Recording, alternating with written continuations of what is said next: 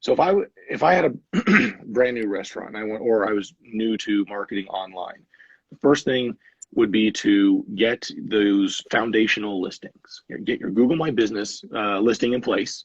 Get your Yelp listing in there, TripAdvisor, your social platforms, Instagram, Facebook, all get your business pages, because that's going to add not just validity to your company, but you want to be viewed as an actual entity, and not as, I mean, lack of a better term, as a joke in the mind of like Google. You want to have, like, actually come in and say, hey, we are a real business. So Right. if you are a real business, what does a real business do? Right? You go out and you have all these different things. And so that step one, get those. Those are just foundational items to have. Yeah. And then I would be, even while the website's being built, if you don't have a website yet, optimize that Google My Business page, optimize your Yelp page as much as you can, fill out all the information that's on there, add your photos, because let's be real, in food, your photos sell, right? So, most of my clients, I mean, a lot of times, I own an agency and we work with attorneys, and usually the photos aren't necessarily going to sell. But Right. food, it's obvious it's going to, give me a plate of whatever your best pasta is, and I'm going to be there and I'm going to order from you. Um, Exactly. so that would be, I mean, first ones out of the gate. Those are the no-brainer things to do. Exactly.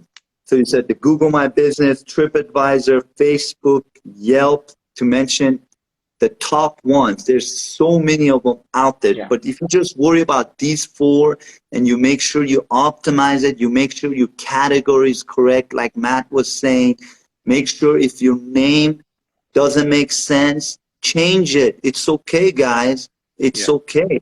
Change it or add a few keywords to it. So if your business is called Jimmy's Place, if you want to keep, if your heart is attached to that name, just add two words next to it.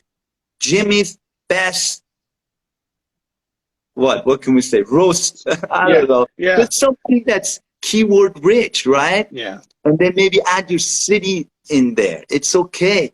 Why is it okay?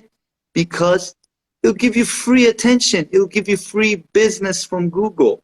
And Yeah. take advantage of that. Don't get so stuck with fancy names, because Yeah. at the end of the day, it doesn't get you anywhere. Even like you talk with somebody, right? And you suddenly you have like 10 seconds to explain about your business, and it's some fancy name that nobody will remember. But if the keywords are in there, it's easier to know right away what you're about. Yep. Right? Yeah. And I would even now, if your restaurant exists and you're just getting into you're coming into digital marketing and you're taking SEO serious and you want to bolster up and get more business through the internet, I would be taking advantage of things that you are currently in place, right? Join the Chamber of Commerce. That's often going to come with a directory listing, and that's often going to have a backlink, which a link back to your website. Right. So I would be looking at these opportunities of where you can get links back to your website, because it's a large ranking factor for the normal SEO. Yeah. I'm glad you brought it up, because you get that with TripAdvisor, with Yelp, and Google My Business. Like just Matt just said, these are all backlinks that will help your website rank better in the local market. Yeah.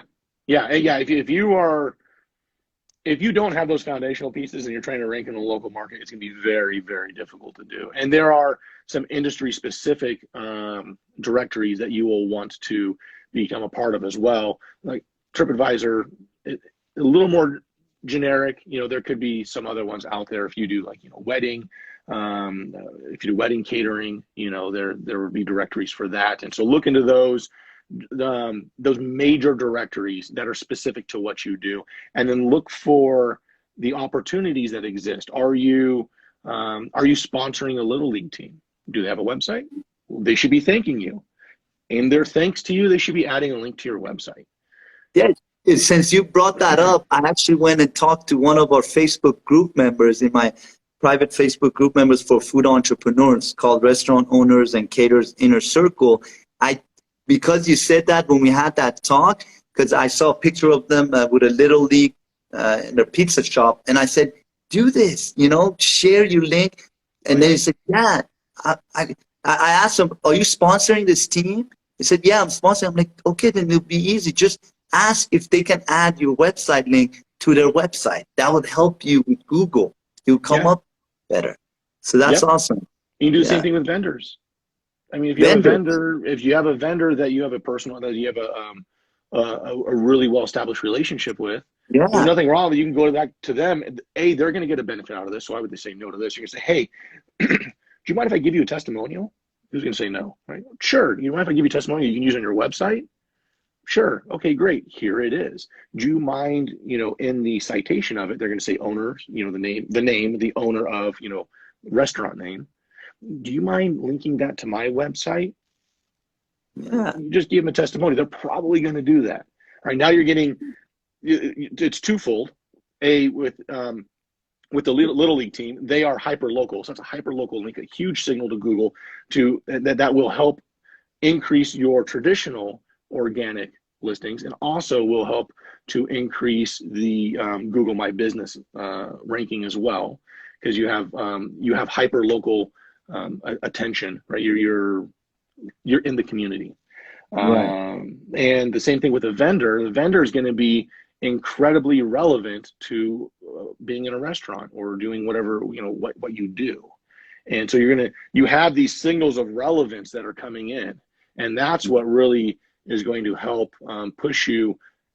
Say you're on page 1 from position 8 up to position 1. That's going to be the difference in a few positions on Google on some really key words that are going to give you some, a lot of customers, a lot of clients, really grow your business.